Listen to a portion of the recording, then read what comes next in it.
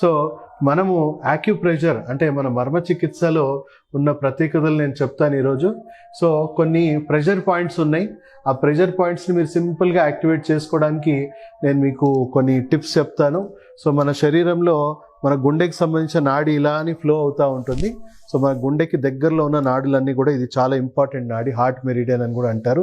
So ఈ heart మెరిడియన్ని ఈ pressure పాయింట్స్ని యాక్టివేట్ చేసుకోవడానికి, అంటే ఇవి చేయడం వల్ల ఏమవుతుందంటే గుండెలో ఉన్న ఎనర్జీ బ్లాక్స్ ఎప్పటికప్పుడు మనకి రిలీజ్ అయిపోయి మనకి గుండె అనేది రక్త ప్రసరణ కానీ ఎనర్జీ సర్క్యులేషన్ అనేది ఎప్పుడు కూడా ప్రవాహం అనేది ఫ్రీగా ఉంటుంది.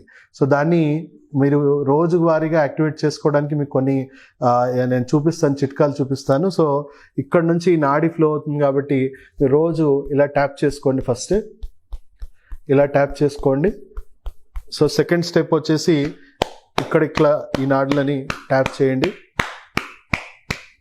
అలాగే రెండు వైపులో కూడా ఇలా ట్యాప్ చేసుకోండి.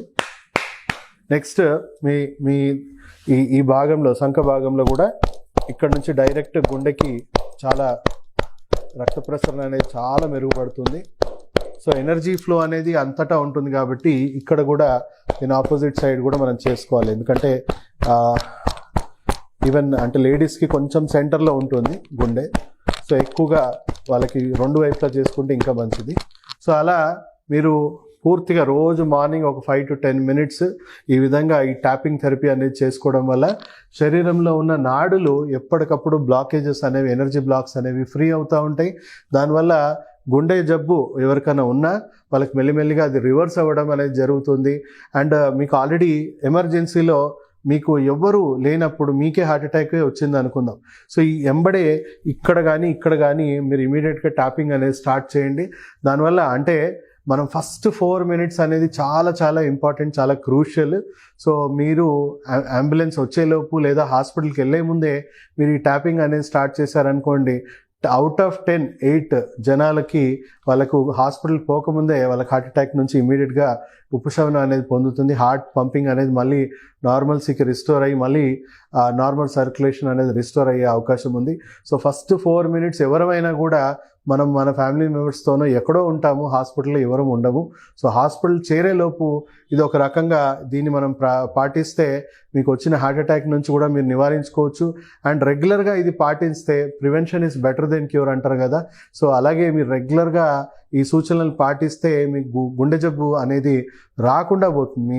మీ కొంత ఎంటైర్ లైఫ్ స్పాన్లో మీకు రాకుండా ఉంటుంది. సో ఎవరికైతే వంశపారంపర్యంగా తల్లిదండ్రులు ఎవరైనా గుండె జబ్బులతో చనిపోయిన వాళ్ళు దయచేసి దీన్ని చాలా చాలా సీరియస్గా పాటించండి. ఎందుకంటే జెనెటికల్గా మీకు ఈ డిఫెక్ట్స్ వచ్చే అవకాశం ఉంటుంది కాబట్టి మీరు ఇవి పాటించడం వల్ల మీకు వచ్చే అవకాశాలు దాదాపు 100లో 90% తగ్గిపోతుంది. సో దయచేసి ఈ వీడియో ప్రతి ఒక్కరికి షేర్ చేయండి, ప్రతి ఒక్కరికి అవగాహన కలిగించండి. ఈ సెల్ఫ్ హెల్త్ కేర్ ఉద్యమం అనేది ప్రతి ఒక్కరం కూడా నేర్చుకోవాలి. మన ఆరోగ్యం మన చేతిలో ఉంది.